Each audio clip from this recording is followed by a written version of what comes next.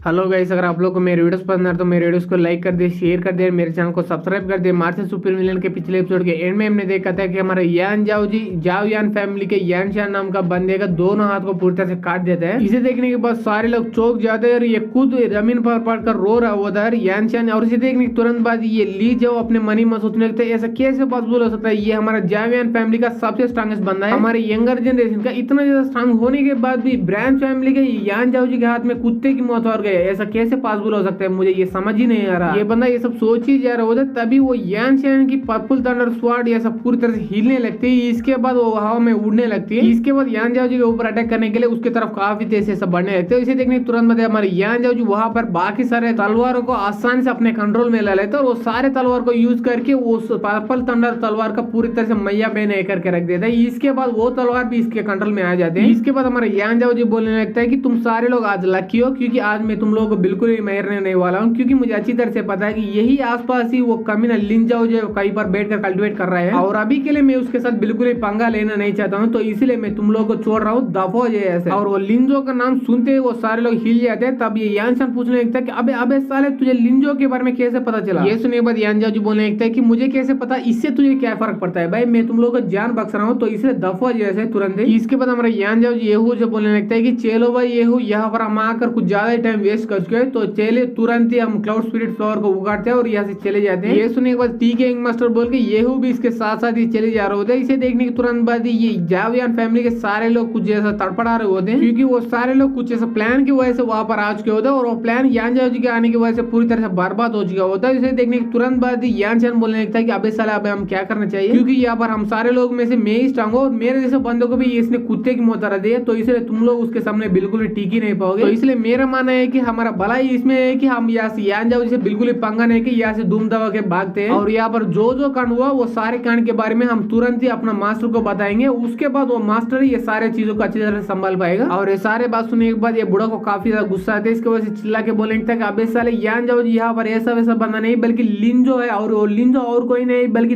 Heavenly thunder palace का leader है। अब तो क्या तुम्हें बिल्कुल भी डर नहीं लगता है कि वो आगे जाकर हमारे बदला लेने के लिए तुम्हारे पास जरूर आएगा और आने के तुरंत बाद तुम्हें पूरी तरह से जान से मार डालेगा? ये सुनने के बाद हमारे यान जाओ जी बोलने लगता है कि नहीं नहीं, मुझे उससे बिल्कुल भी डर नहीं लगता और अभी के लिए मैं उससे बिल्कुल इसीलिए पंगा नहीं ले रहा हूँ। अभी के लिए उसका स्ट्रेंथ और मेरे स्ट्रेंथ ऑलमोस्ट बराबर होगी, तो इसलिए मैं अपने से बराबर स्ट्रेंथ वाले बंदों के साथ बिल्कुल ही फाइट नहीं करना चाहता हूँ, क्योंकि वहां पर कुछ भी हो सकता है। पर तुम लोगों को इसके बारे में चिंता करने की कोई भी जरूरत नहीं, क्योंकि कुछ महीने के बाद मैं काफी ज्यादा स्ट्रांग बन जाऊंगा, तब मैं खुद ही लिंजाओ के पास जाकर बात करूंगा। और जब मैं ऐसा करूंगा तब उस बंदे के पास सिर्फ दो ही चॉइसेस बचेंगे। पहले चॉइस ये है कि वो मेरे से हाथ मिलाएंगे और मेरे अंडर काम करने की पूरी कोशिश करें, और वो बिल्कुल ही नहीं माना तो उसके पास सिर्फ एक ही चॉइस बचता है और वो चॉइस है मौत। उसके बाद मैं उसको पूरी तरह से जान से मार डालूंगा। और ये सारे बात सुनने के बाद ये बुढ़ा पूरी तरह से हिल जाता है। इसके बाद अपने मनी में सोचने लगता है क्या ये बंदा बड़ी बड़ी फेंक रही है, क्या ये बंदा सच में सच बोल रहा है, क्योंकि ये यान जाओ जी की ताकत के बारे में हमें कुछ भी नहीं पता। हमें बस इतना पता है कि इसने इननेट स्टेज के मास्टर को आसानी से हरा दिया है, तो इसलिए अगर ये सच बोल रहा है, तो अगर ये सच में लिन जाओ जितना स्ट्रांग होता हो आगे जाकर हमारे लिए एक बड़ा मुसीबत जरूर बन सकता है ये बंदा। तो इसलिए मुझे कितना जल्दी हो सके उतना जल्दी मास्टर लिंजो को ये सारी चीजों के बारे में बताना ही पड़ेगा। और तब हम येहू की तरफ देखते हैं, वो बोल रहा होता है यंग मास्टर मैंने उस लिंजो के बारे में अच्छी तरह सुन रखा है, क्योंकि वो काफी ज्यादा स्ट्रांग बंदा है और उसको सन ऑफ थंडर भी बोला जाता है, तो इसलिए हमें उस बंदे के साथ पंगा लेने से पहले थोड़ा बहुत सोचना पड़ेगा। ये सुनने के बाद हमारे यान जाओ जो बोलने लगता है कि येहू तुम्हें इसके बारे में चिंता करने की कोई भी जरूरत नहीं, क्योंकि मुझे पूरा यकीन है कि अभी के लिए वो लिंजाओ की ताकत और मेरे ताकत ऑलमोस्ट बराबर है, तो इसलिए मैं उससे बिल्कुल ही हार ही नहीं सकता। पर मुझे उस लिंजाओ के बारे में थोड़ा और चीजें जानी है, तो इसलिए तुम्हें उसके बारे में कुछ पता है तो मुझे अच्छी तरह से तुम बता सकते हो। ये सुनने के बाद हमारे येहू बोलने लगता है कि ठीक है मास्टर, मैं उसके बारे में थोड़ा बहुत जानता हूँ, वो सारी चीजों के बारे में आपको बता देता हूँ। मैं यहाँ पर टियरले किंगडम के थ्रोन के लिए दो फैक्शंस फाइट कर रहे हैं, जैसे कि हमारे गुआंगचेंग मॉडर्न के लिए दो फैक्शन फाइट कर रहे हैं, और वो दोनों फैक्शंस की स्ट्रेंथ ऑलमोस्ट बराबर है। और वो एक फैक्शन की लीडर ये लिंजो की फादर है और दूसरा फैक्शन की लीडर ये यानशान की मास्टर है। और वो लिंजो के फादर ने कुछ महीने पहले एक बड़ा बड़ा कांड किया था और इसके वजह से उसकी फैक्शन ही अब काफी ज्यादा स्ट्रांग बन चुके हैं, तो इसलिए अभी के लिए लिंजो के फादर को भी अगले किंग बनने के काफी ज्यादा हाईली चांसेस है, तो इसलिए हमें थोड़ा संभल कर रहना पड़ेगा। और इतना ही नहीं बल्कि मैंने ये भी सुना था कि जैसे ही लिंजो फादर के फैक्शन काफी ज्यादा स्ट्रांग बन गए, वैसे ही लिंजो स्ट्रांग बनता गया, पर वो कैसे स्ट्रांग बने, किस चीज की वजह से स्ट्रांग बन गया, इसके बारे में किसी को भी नहीं पता, वो काफी ज्यादा मिस्ट्री रह गई। ये सुनने के बाद यानजाओ जी बोलने लगते हैं मुझे ऐसा लग रहा है वो लिंजो को जरूर कोई एशियन ट्रेजर मिल चुका होगा, इसीलिए उसने अपना फादर के फैक्शन को भी स्ट्रांग बना दिया। और इतना ही नहीं, मुझे ये भी लग रहा है कि लिंजो के पूरा प्लान में सबसे पहले उस उस यान शाओ के मास्टर की पूरे फैक्शन को भी बर्बाद कर डालना है। उसके बाद उसके फैक्शन में जो जो स्ट्रांग बंदे हैं वो सारे बंदे को जैसे ही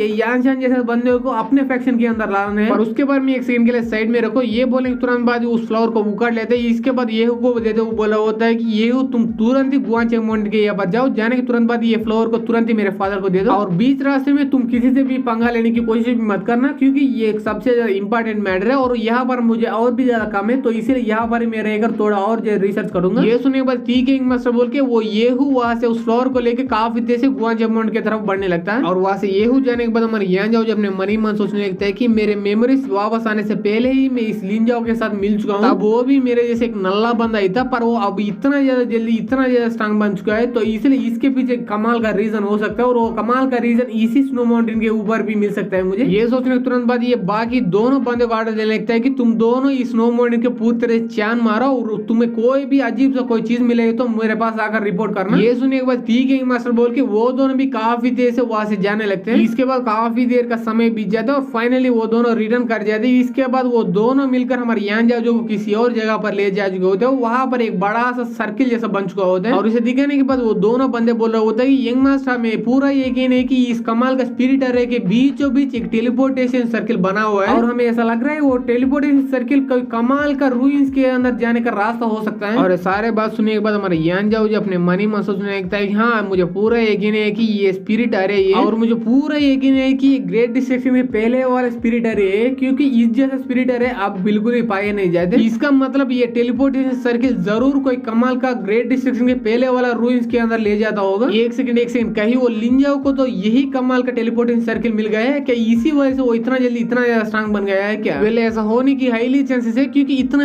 जल्दी इतना ज्यादा स्ट्रांग इतना ज्यादा आसान से कोई भी नहीं बन सकता। पर इस अरे के अंदर जाने से पहले मुझे थोड़ा बहुत सोचना ही पड़ेगा, क्योंकि उसके अंदर या तो वो लिंजा हो सकता है या उससे भी काफी ज्यादा डेंजरस चीज हो सकती है। और मुझे ये भी ध्यान रखना चाहिए कि जहां पर खतरा होता है वहां पर एक कमाल का अपॉर्चुनिटी मिल दिया और उस अपॉर्चुनिटी को अगर मुझे मिल गए तो मैं भी काफी जल्दी काफी ज्यादा स्ट्रांग बन जाऊंगा। और मुझे ऐसा बनने की भी जरूरत भी है, क्योंकि मैं लिख के बोल सकता हूँ आगे जाकर इस दुनिया के अंदर बड़े बड़े कांड हो सकते हैं और वो बड़े बड़े कांड इस पूरी दुनिया को भी हिला के रख सकते हैं। इसलिए मुझे समझ ही नहीं आ रहा है इस सर्किल के अंदर जाऊं या नहीं, ये सोच ही रहा था। तभी हमारा ये एपिसोड यहीं पर खत्म हो जाता है। अगर आप लोगों को ये एपिसोड पसंद आए तो एपिसोड को लाइक कर दे, शेयर कर दे, मेरे चैनल को सब्सक्राइब कर दे। Thanks for watching guys.